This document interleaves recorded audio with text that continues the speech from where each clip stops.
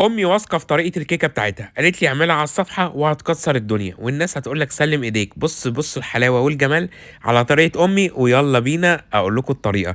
بصوا بقى، امي قالت لي هات الطبق بتاعك وانزل عليه باربع بيضات، وعلشان البيض ما يبقاش فيه زفاره حط عليه كيسين فانيليا وابدا اضرب بالمضرب الكهربي. قلت لها على فكره زمان ما كانش فيه مضرب كهربي، وكمان زمان ممكن في ناس لحد دلوقتي ما عندهاش المضرب. قالت لي على فكره ممكن تعمل نفس الطريقه في الخلاط. قلت لها هاعمل كيكة في الخلاط، قالت لي كيكة في الخلاط. قُلت لها طيب خلاص ضربت البيض، بعد ما أضرب البيض أعمل إيه؟ قالت لي حُط بقى كوباية ونُص من السكر.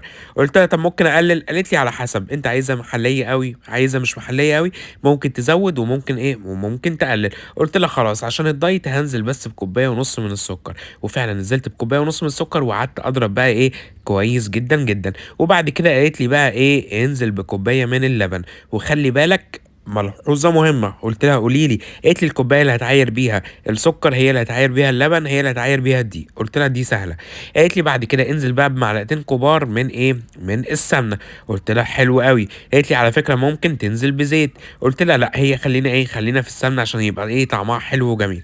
قُلت لها طب بعد كده المفروض بقى أعمل إيه؟ قالت لي بُص بقى يا باشا، أول حاجة الدقيق بتاعك لازم إيه، تنزل بيه كده معلقة، معلقة علشان ما يتكتلش معاك، وطبعًا يكون منخول. قُلت لها طب هانزل بالدقيق هيكون قد إيه معياره؟ قالت لي كوبايتين ونُص من الدقيق.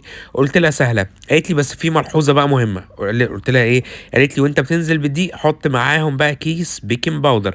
قُلت لها خلاص حلو. قالت لي وكمّل إيه، كمّل نزول الدقيق وافضل اضرب فيه كويس أوي لحد ما إيه، لحد ما الدقيق كلّه يختلط بالكيكة. قُلت لها ممكن بقى أدوق الكيكة وهي نيّة؟ ده أنا باحبها أوي وهي نيّة. قالت لي خلاص هنا ممكن تدوقها. وعلى فكرة عايز أقول لكم حاجة وأسألكم سؤال، مين كان بياكل الكيكة وهي نيّة؟ يالّا اكتبوا لي في الكومنتات مين كان بياكلها.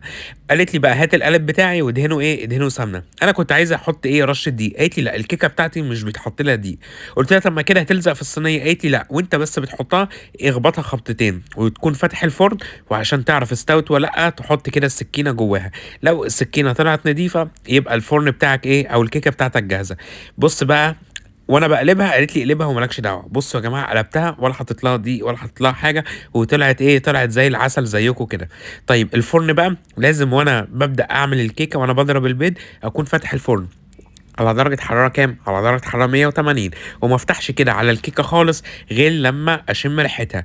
تمام، وبعد كده أعرف إزاي استوت والّا لأ، أنزل كده بالسكينة جواها أو بخل أو بشوكة، ولو طلعت نضيفة يبقى كده الكيكة استوت. بصوا يا جماعة الكيكة حلوة وجميلة إزاي. يلا بقى قولوا لي سلم إيديك يا بنوب، وقولي لأمي سلم إيديها. بصوا تحس إنها كيكة إسفنجية بس هي مش إيه، هي مش إسفنجية.